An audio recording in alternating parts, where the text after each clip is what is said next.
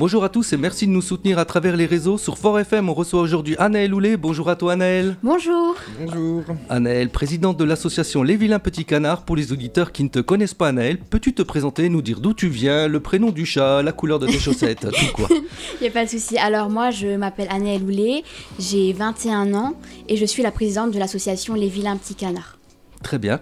Pour les chiffres, un collégien ou un lycéen sur 5 est victime selon les sondages IFOP réalisés auprès de 1001 élèves. Mais alors c'est très précis, 1001. Il n'y en avait pas 1000, il y en avait un en plus. Qu'il s'agisse de violences physiques, verbales ou psychologiques, le harcèlement touche les élèves dans 16% des cas.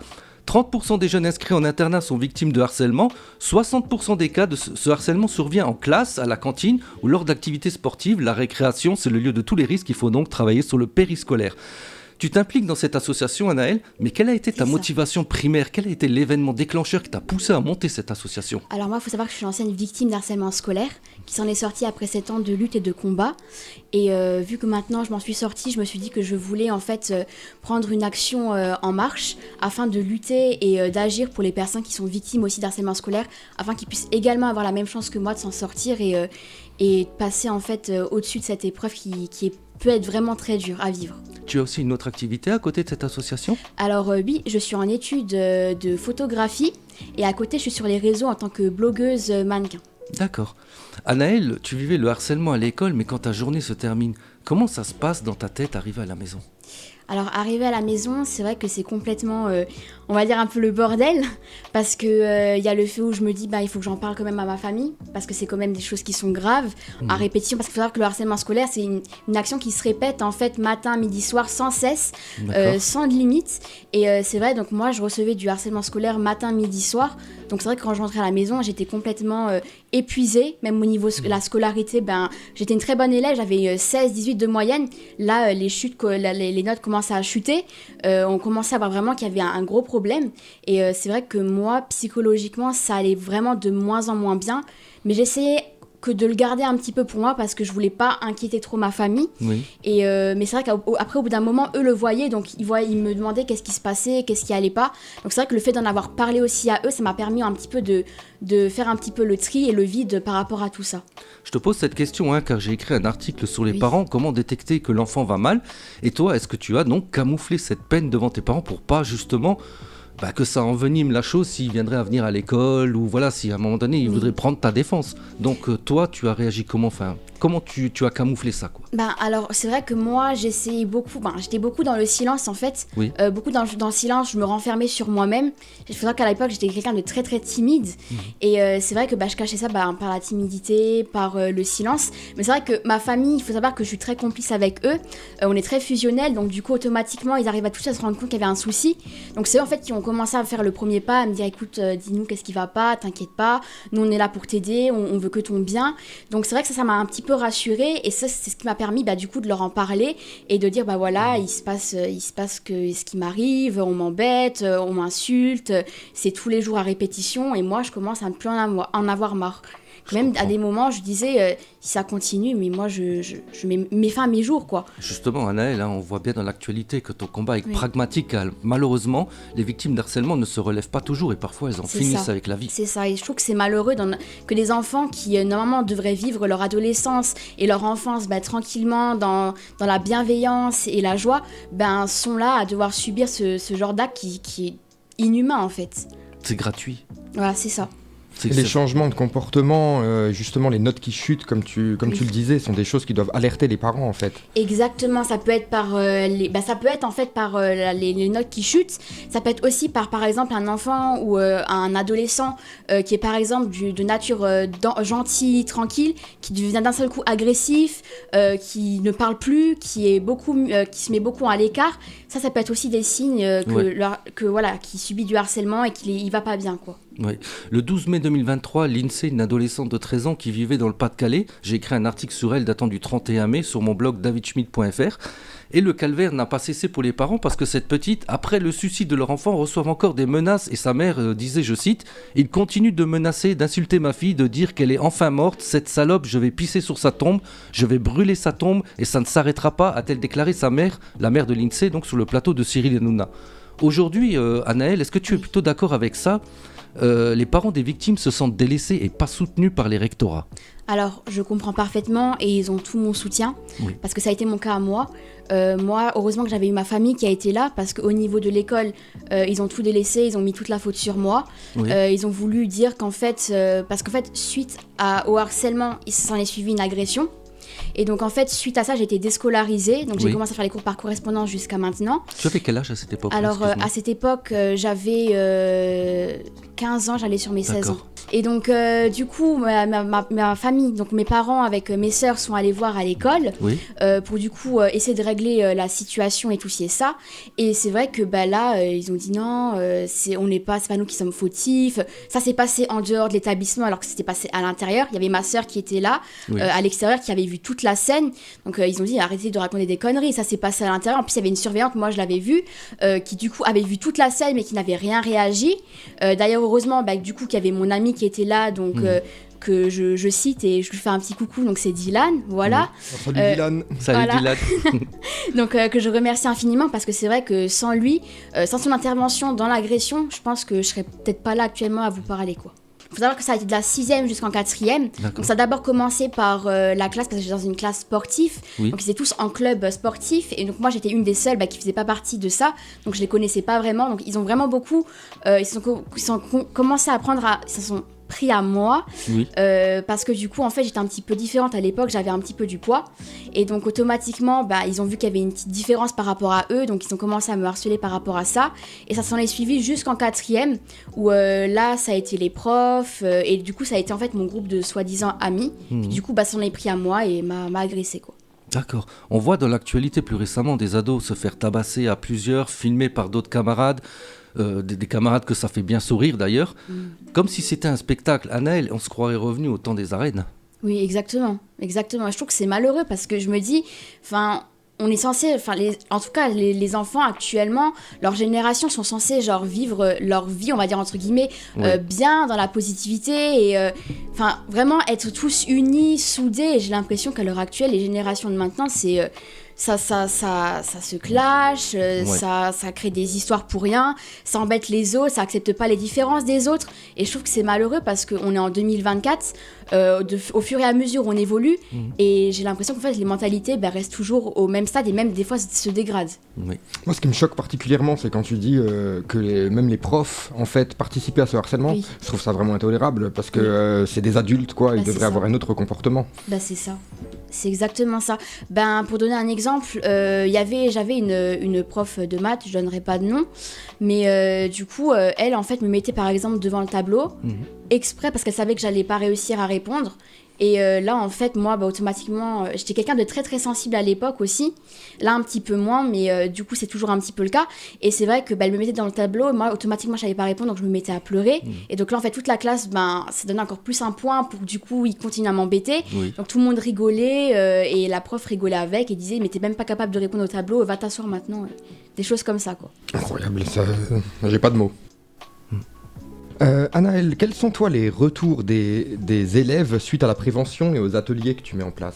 Alors c'est vrai qu'on reçoit beaucoup de messages sur les réseaux sociaux qui nous disent, même en dehors aussi des réseaux sociaux, qui nous disent qu'ils sont contents qu'on lance du coup l'association, parce que c'est vrai qu'il n'y a pas énormément d'associations de lutte contre le harcèlement scolaire.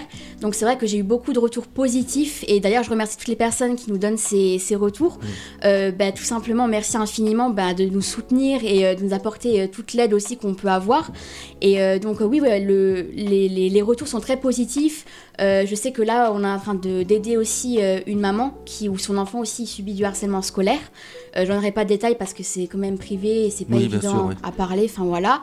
Mais voilà, on essaie de vraiment aider comme on peut et d'essayer vraiment que ça soit à l'école, dans les établissements scolaires, parce que du coup on a lancé le projet PACAP, des interventions le projet en fait il a pour but de faire des interventions dans diverses classes, dans divers établissements scolaires, afin justement de prévenir, de sensibiliser et de donner la parole justement aux personnes qui sont victimes d'harcèlement scolaire, ou même aussi peut-être aux personnes qui harcèlent, peut-être qui eux ne se rendent même pas compte de ce qu'ils font, quoi. D'ailleurs, sans citer de nom, afin de respecter l'anonymat des élèves, peux-tu nous raconter comment les vilains petits canards a pu aider des victimes de harcèlement? Alors là, en fait, on n'a pas eu encore énormément de chance d'aller à la rencontre de énormément de jeunes personnes qui ont été victimes d'harcèlement scolaire. Mais là, du coup, en lançant et en faisant les premières interventions pour le projet PACAP, on a eu pas mal de retours lors du moment où j'expliquais mon témoignage. Beaucoup d'enfants se mettaient à pleurer parce que ils se revoyaient en fait à travers mon témoignage. Donc c'est vrai que je dirais en fait ce qui a pu aider pour l'instant les personnes victimes d'harcèlement scolaire avec notre association, c'est vraiment de donner la parole et de justement en parler, de ne plus avoir cette peur et de se sentir soutenu en fait et d'être écouté et compris. C'est de la prévention, quoi. Voilà, c'est ça. Est-ce que tu as eu peut-être aussi des retours d'anciens harceleurs qui repentis, je dirais ? Alors, sincèrement, pour être honnête, non, j'ai aucune nouvelle de eux. Je sais qu'il y a une des personnes de ce groupe, une des personnes qui a créé justement tout le harcèlement scolaire par rapport au niveau du groupe d'amis avec l'agression et tout ça. Elle, à plusieurs reprises, a essayé de me contacter sur les réseaux sociaux. Mais moi, à l'époque, là, en fait, j'étais encore dans la reconstruction à m'en remettre. Donc, j'ai rien voulu savoir. Donc, j'ai pas voulu donner contact, rien. Mais à l'heure actuelle, non, j'ai aucun contact avec eux et j'ai pas eu de retour, rien du tout. J'aimerais ajouter qu'il est important, en fait, de savoir s'excuser dans ce genre de cas. Beaucoup d'anciennes victimes d'harcèlement ont ressenti un soulagement incroyable après avoir reçu des excuses. Donc, j'invite vraiment les gens à faire preuve de mettre de l'eau dans son vin et de se dire on va peut-être s'excuser pour le mal qu'on a fait. Et aujourd'hui, quelles sont les difficultés que toi tu rencontres dans la réalisation de tes objectifs ? Alors là, par exemple, pour le projet PACAP, on a fait tous les établissements scolaires pour justement réaliser, faire les interventions dans les divers établissements scolaires. Et c'est vrai qu'en fait, sur tout le monde, on a eu peut-être 5 établissements qui nous ont contactés. Et sur les 5 établissements, il n'y a eu que 3 personnes qui ont voulu venir nous mettre en place du coup notre projet dans leur établissement parce que tout simplement ce qui pose problème c'est la contrepartie qu'on demande en retour pour les interventions qu'on fait parce que c'est vrai que nous de base on voulait pas demander de contrepartie mais on a essayé de faire par nous-mêmes, par nos propres moyens et c'est vrai qu'au bout d'un moment vu qu'on nous demande de partout à faire petit à petit par nos moyens, ça va être compliqué. Oui, donc c'est vrai qu'on a mis en place du coup un tarif assez quand même qui est avantageux pour tout le monde, que ça puisse aller pour nous comme pour eux, parce qu'on se doute bien qu'on peut pas demander non plus énormément. Voilà, on est très conscient par rapport à ça. Donc c'est vrai qu'en fait on demande une contrepartie pour par exemple les ateliers qu'on mettra en place lors des interventions, pour mon témoignage, puis également pour les déplacements aussi que je dois faire. Donc en fait tout ça qui est pris en compte, donc c'est pour ça qu'on demande une petite contrepartie et je pense que c'est peut-être pour ça que les établissements scolaires ne donnent pas suite et que du coup on se retrouve qu'avec 2-3 établissements qui veulent prendre notre projet au sérieux quoi. Donc il y a peut-être un petit effort à faire de la part des établissements. Voilà, c'est ça. Et est-ce qu'on peut t'aider peut-être une cagnotte, un Tipeee, quelque chose comme ça ? Alors on est en train de mettre des adhésions en place pour les personnes qui veulent adhérer à l'association. Donc l'adhésion elle se fait de 25 €. Voilà, et du coup, là, justement, on a aussi l'intention de mettre ce genre de petits projets-là, donc des cagnottes, des choses comme ça. Donc ça sera à suivre petit à petit sur nos réseaux sociaux. Aujourd'hui, quelles sont les actions que chacun peut mener pour combattre le harcèlement scolaire ? Même à petite échelle, comment peut-on aider à faire avancer ce combat ? Je pense que c'est en étant beaucoup à l'écoute des personnes qui sont victimes d'harcèlement scolaire, en les prenant au sérieux et en fait en les aidant, que ça soit dans la reconstruction psychologique, mais également leur faire comprendre que c'est pas eux qui sont le problème dans l'histoire, qu'il y aura des sanctions qui seront faites aux personnes qui du coup s'en prennent à eux, parce que ça aussi beaucoup, les personnes généralement des établissements scolaires prennent pas très au sérieux, donc du coup ils laissent en fait ça un petit peu, on va dire un peu planer dans l'air. Oui. Donc du coup les personnes qui sont victimes d'harcèlement scolaire aussi de ce côté-là ne peuvent pas se sentir vraiment compris et je pense que ça peut les aider de prendre vraiment au sérieux ça et de faire quelque chose pour que eux puissent se sentir mieux parce que c'est avant tout ça le plus important. D'accord. En partageant cette vidéo aussi. Oui, voilà, c'est ça. On connaît aussi l'impact des réseaux sociaux sur la jeunesse et le cyberharcèlement aujourd'hui inquiète tout autant que le harcèlement dans la vie réelle. Quelles sont les solutions pour lutter contre cette forme-là de harcèlement ? Alors, je dirais... ce que je vais dire, c'est... Je sais que c'est plus facile à dire qu'à faire, mais dans un premier temps, c'est déjà surtout pas faire attention à ce qu'on peut dire sur les réseaux sociaux.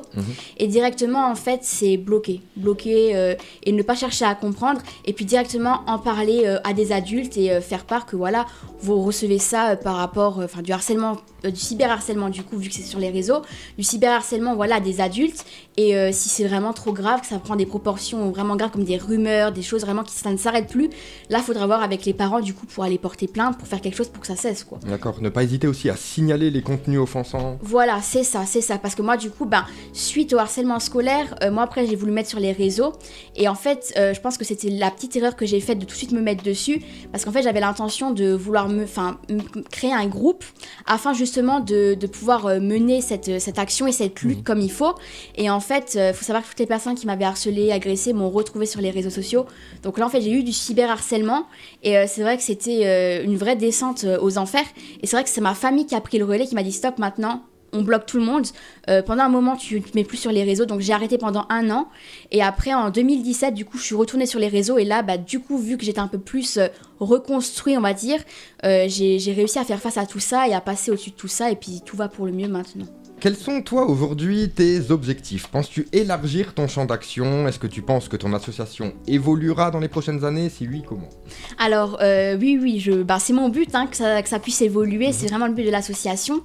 C'est vrai qu'on a plein de projets, donc pour le moment, je ne peux pas encore trop en parler, parce que c'est vrai qu'on a eu, pour un projet qu'on a voulu mettre en place, on a commencé en fait à nous voler l'idée, donc c'est pour ça qu'on n'en parle plus trop pour l'instant. On fait un petit peu de tout, on va dire, en sous-marin et en silence, mais il ne faut pas s'inquiéter, il y a plein de beaux projets qui s'en viennent. Il y a d'ailleurs un projet qui s'en vient avec le parrain de l'association qui s'appelle Ryan, et d'ailleurs big up à lui, je lui fais un gros clin d'œil à lui. Donc voilà, vraiment on est vraiment aidé par énormément de monde, par lui, il nous aide beaucoup et je le remercierai jamais assez pour tout ce qu'il fait pour nous aussi. Donc oui, il y a plein de petits projets qui vont s'en venir, et dont notamment aussi là on va faire du coup en avril une inauguration qui ça y est officielle après tant de petites galères à trouver un moment pour pouvoir la mettre en place. Donc c'est vrai que c'est une inauguration qui est assez restreinte, vraiment avec le comité, avec les personnes qui sont vraiment dans l'association et autour. Mais c'est vrai que par après, on aimerait faire des petits événements où ça serait ouvert vraiment au public, où tout le monde pourrait venir à notre rencontre et on pourrait dialoguer et venir en aide aussi aux personnes qui en ont besoin. Voilà. En tout cas, on te souhaite vraiment de réaliser tous tes objectifs. Merci, c'est gentil. Et n'oubliez pas que le harcèlement peut causer des traumatismes irréversibles et des conséquences sur le long terme, phobie sociale, troubles alimentaires, troubles dissociatifs et j'en passe. Aujourd'hui, j'aimerais passer un message aux jeunes.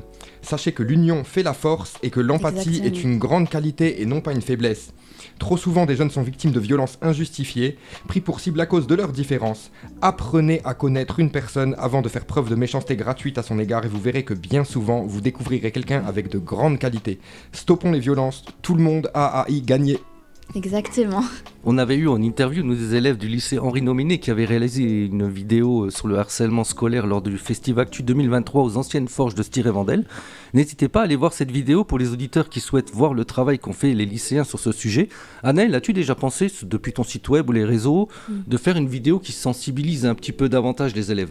Alors oui, justement, sur les réseaux sociaux, là on a fait beaucoup de promotions et tout ça pour faire connaître l'association, et on va continuer d'ailleurs en allant maintenant sur Paris. Oui. Mais c'est vrai qu'on a l'intention aussi de faire un petit peu du contenu pour sensibiliser aussi sur les réseaux, donc il y aura des petites vidéos et plein de petites choses qui seront à retrouver sur nos réseaux sociaux, mais bien sûr, oui. C'est avec plaisir qu'on fera ça. Donc Anaëlle qu'on retrouve sur les réseaux sociaux, les liens s'affichent ici, juste en bas de l'écran. Encore merci à toi Anaëlle d'être venue sur notre plateau de Fort FM. Oui, j'aimerais remercier du coup toutes les personnes qui nous aident pour l'association, le parrain de l'association, donc Ryan, merci infiniment pour tout ce que tu fais pour nous, pour tout le soutien et toute la force que tu nous envoies également, ça nous fait chaud au cœur et on t'en remercie infiniment. Et je remercie aussi tous les membres de l'association, donc du coup la secrétaire générale, la vice-présidente, trésorière, les assesseurs, donc voilà. Et puis également tous les personnes qui sont autour aussi et qui nous aident, donc personnalités publiques et artistes etc. Donc voilà, merci infiniment. Et puis c'est pas fini, l'aventure elle fait que de commencer et on a l'intention d'aller encore plus loin pour lutter à bien cette action et aider un maximum de jeunes qui subissent du harcèlement scolaire afin qu'ils puissent aussi s'en sortir comme j'ai eu la chance de m'en sortir. Voilà, bah bravo, merci pour ces belles paroles. Hein. Merci De aussi rien, pour ton c'est sourire. normal. On voit aujourd'hui Avec vraiment que plaisir. malgré tout ce que tu as vécu, Oui. tu arrives quand même à garder la pêche. Et Bah, ça c'est fait vraiment plaisir. C'est C'est une ça. victoire. Voilà, ça fait ta Exactement. force aujourd'hui. Ben voilà, si je me dis que maintenant l'association, c'est vraiment, je la prends comme une victoire, comme un pas en fait vers l'avant. Et je me dis maintenant de tout ça, de tout mon vécu, mon expérience et mon histoire, j'en fais une force pour du coup les personnes qui en ont besoin actuellement, qui ont besoin d'aide. Super. Super. Encore en tout cas, merci à toi Neil d'être Merci venu à sur vous Fort aussi. FM. On vous dit à très vite sur notre plateau pour de nouvelles vidéos et en attendant, Partagez, Partagez, exactement. likez, mettez des commentaires. Voilà. Hein, ça fait toujours plaisir. Allez. Salut. ciao.